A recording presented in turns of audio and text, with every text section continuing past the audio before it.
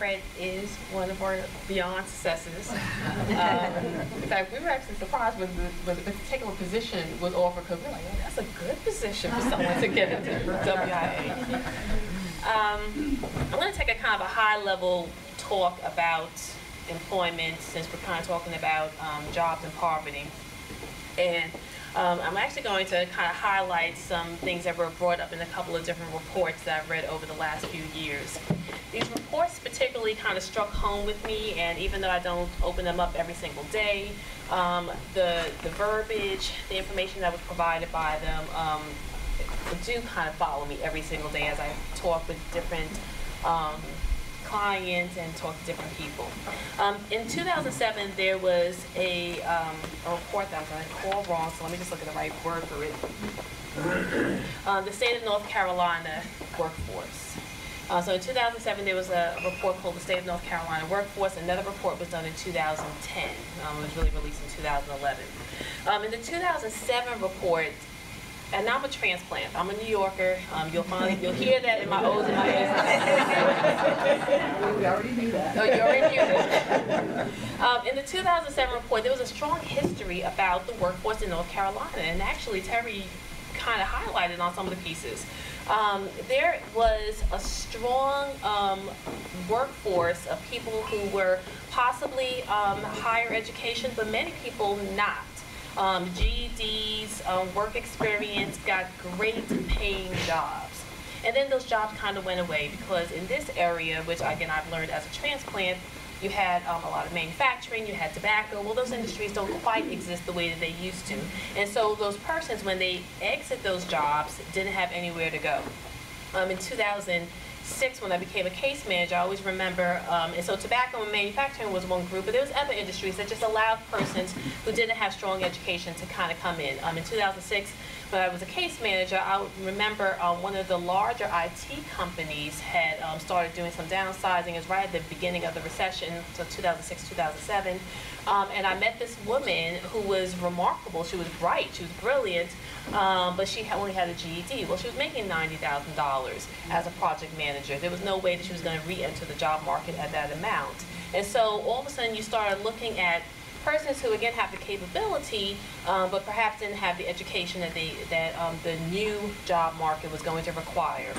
And so that affects poverty. So 2007 happened, and again, this report that kind of talked about, and it gave a term called middle skilled or middle jobbers. And pretty much, again, that was talking about our neighbors, even maybe ourselves, who were working in great paid jobs, $15, $18, $20 an hour, buying great houses in this wonderful state of North Carolina, who again also were facing, what do I do now when, and at that time the minimum wage wasn't even $7.25. $7.25 only just kind of happened in the last few years. So if you remember, it was like $5 or $5.50. So imagine trying to figure out what are you going to do on that type of income. 2010 happened. And I expected just new information in the report, and again, the State of North Carolina Workforce Report, and really the landscape hadn't changed a lot. They talked, in fact, a lot about a lot of the same people in the 2010 report and about a lot of the same issues, and so I'm going to just highlight a few of those. The challenges that they found for North Carolina, and we're not even talking about Durham, so there are some caveats when I get to things about Durham. Number one, worker dislocation was accelerated during the recession due to long-term structural changes.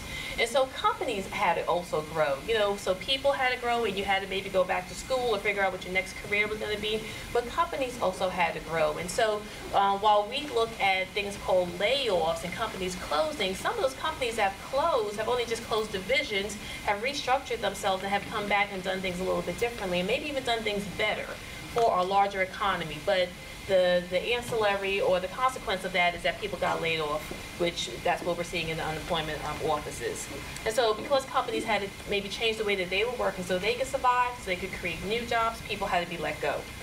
Workers that were employed in low-skilled and middle-wage jobs, again, this term middle wage, were competing for fewer good-paying jobs And the few good paying jobs that were out there were now asking for higher education. So again, the person with the GED was not going to get an IT project management job. The person who was making $20 an hour on an assembly line that was now being let go was going to have to learn larger skills, maybe add some sciences to it, and did they even have the education to put sciences to it? Metropolitan workers that had a diverse set of career possibilities. And so again, this was a North Carolina report that looked at metropolitan and rural areas, found that they were continuously having to adapt to the increasing demands in the workplace and to a competitive labor market. Well, just because you live in the city doesn't mean that, again, you have all the right access to opportunities. And so again, if education was a problem, then that might still be a problem, even if you're living in the big city. People that were seeking good paying jobs were finding that they had to increase their skills by accessing and completing education beyond high school. And again, I've kind of spoken to that. There was a migration of new workers. There's transplants coming from New York. With all my degrees, I was willing for a different change of life, and I was like, you know what? People work in Walmart, this thing called Walmart. There are no Walmarts in New York. There's this thing called Walmart. You can get a job on a Walmart. And so you come down here. But then, so there's persons with good educational skills. There's persons with low educational skills. And we meet a lot of people who, again, with the exact same problems that the workforce here had, are coming down here for a better way of life. But again, they're bringing in, and they're kind of adding to the unemployed group or the lower skilled group. We had lower skilled workers who accounted for most of the unemployed and required significantly greater social services during the recession. So again, all those persons who were maybe purged from the workforce now were kind of putting a strain onto the social service industry. And then finally, workers that were employed in certain industries like manufacturing, like finance, like construction, were more likely to lose their job and need retraining to find another job, because again, after 15 years of being able to work at a great wage and never having maybe any incumbent worker training, which means that the employer actually funds some training for you, you're now you're entering into this job market with very little educational skills and possibly not any work skills that are relevant to any other jobs. And so the 2010 report was, again, striking for me because life hadn't changed. And there wasn't necessarily any kind of movement in looking at what was going to happen in the future. But it also kind of highlighted, for those of us who do work in the system, that, again, the shifts that were happening, and allowed us to kind of identify them and say, okay, well, what can we do to maybe change them? There, again, was definitely going to be a need for middle jobbers and then even for others to get higher education, to get even the basic skilled and wage jobs. And again, we're talking about manufacturing jobs that are requiring associate's degrees or bachelor's degrees. We're talking about CNA jobs that you can't even get into the schools unless you have a certain educational level. Well, and then you get to the point where you have a certain educational level. Well, why would I take a CNA job? Because why can't I just become a nurse at this point? Or why can't I become any other kind of allied science?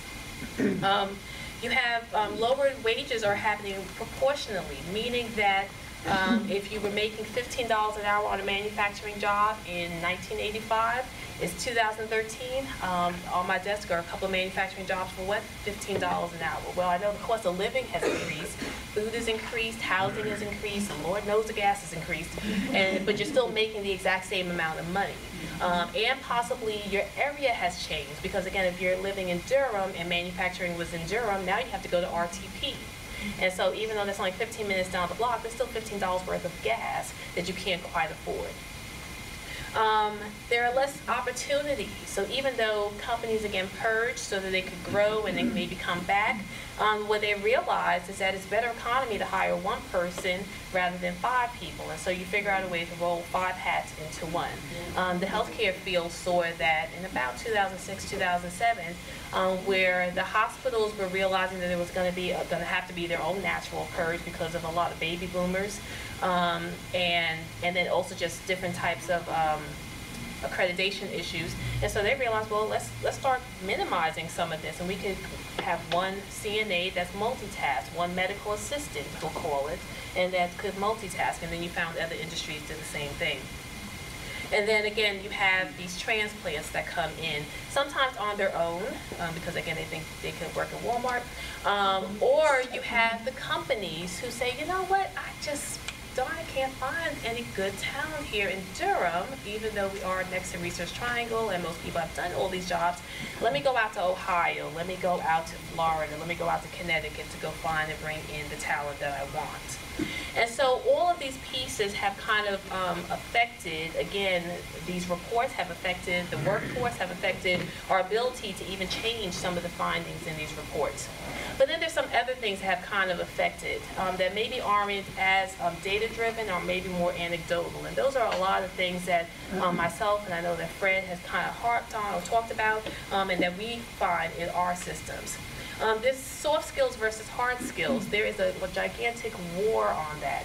And so we have a lot of people who have maybe gone for the education over the last few years, maybe have the great physical ability to do the job that they're looking for, and so their resume has all the criteria that you need.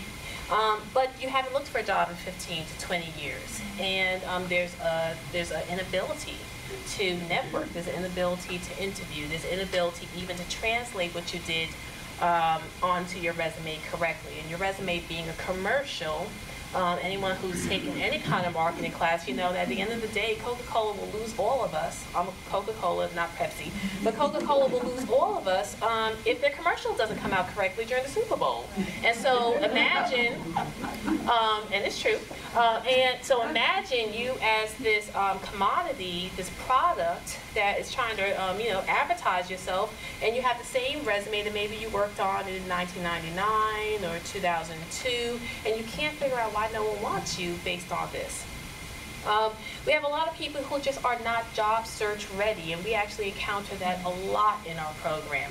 One of the things that maybe I disagree with on the state's report, or I would say again would be a caveat for Durham, we did a report about a year ago on the face of unemployment in Durham. And it was based on the WIA clients, and 80% of our clients were marketable. They actually didn't need to go get extra education. Perhaps they needed a certification to kind of sum up their skills, but not necessarily the 4-year degrees, because Durham is chock full of 4-year degrees, 6-year degrees, 8-year degrees. I have 2 attorneys on my client load right now. I mean, it just is what it is. And so, but are they job search ready? And so we were meeting people that we were fighting tooth and nail, but I have the experience. I'm like, yeah, but you can't go for that interview. You can't sell yourself. And so that becomes one issue that's kind of, again, stopping people from accessing employment. People are not letting go of baggage very easily, and not unfairly so. No judgment on it, but at the end of the day, again, it's really hard for anyone who remembers dating. When you have someone who you're really interested in, they keep talking about their former relationship, it's really hard to bring them into your life. Well, imagine when you go into an employer to have this interview and you can't, again, let go of the baggage. I just had a conversation. I had a conversation with someone who actually was a client a long time ago and is still looking for work, and so I definitely felt empathetic for the person, but I immediately remembered her as she started talking about her old employer. That was her old employer in 2007 when I was a case manager.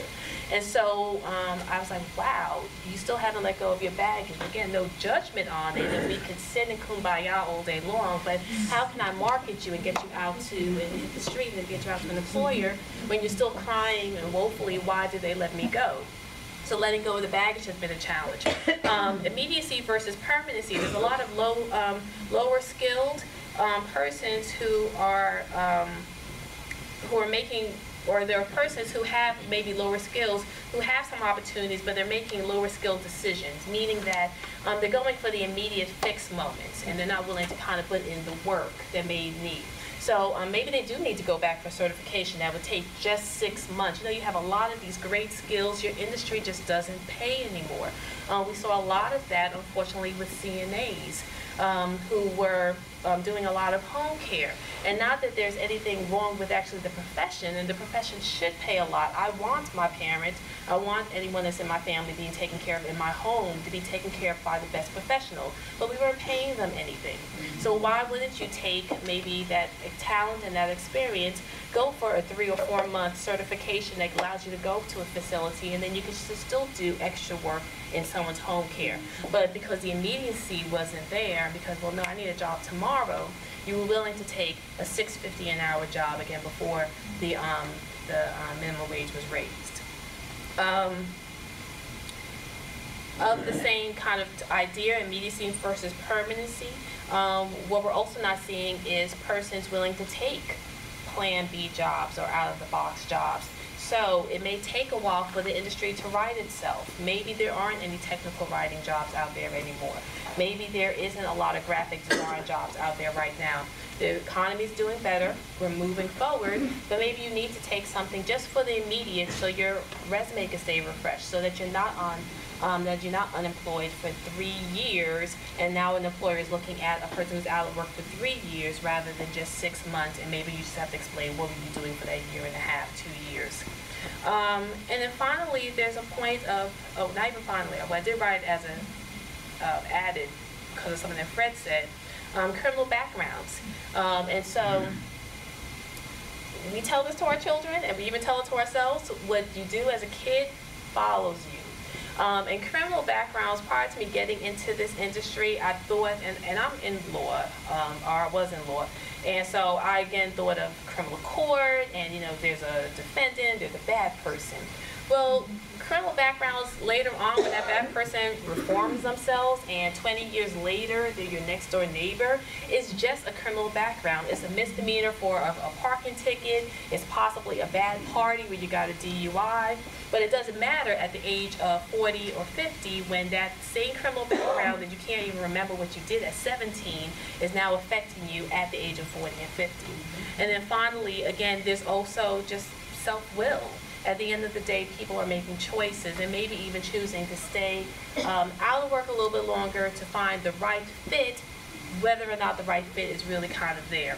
So those are some of the issues that can be identified by the states, been identified by programs. I feel confident saying that when I talk to my colleagues, we all kind of have the same woes. Great talent, how do I get the person to kind of get past themselves so they can get out there to the right opportunities. Some of the findings in the 2010 report, you know, talk about, again, educating people, educating employers as to what kind of the realities are, working better with the employers. The industry that I work for is called the workforce development, and so we see employers as another client, and so we try to work with employers to educate them on sourcing here in North Carolina, sourcing here in Durham, understanding that, again, 2 years out of work isn't the person's fault, so still take them on. But then also, and again, I'm finding this to become a mantra even from our program, is working just with the emotional frustration of being let go. It's not my fault I'm out of work and I'm a little frustrated I even have to go out and look for work again. And that's, again, a fine thing to say, but when the work is to try to get someone back out to the workforce, it's something that we have to push and pull against, and we've been trying to do some programming based on that. So that's kind of been our walk as a program with WIA, and personally, we're trying to look at employment and poverty. Stay right there. Oh.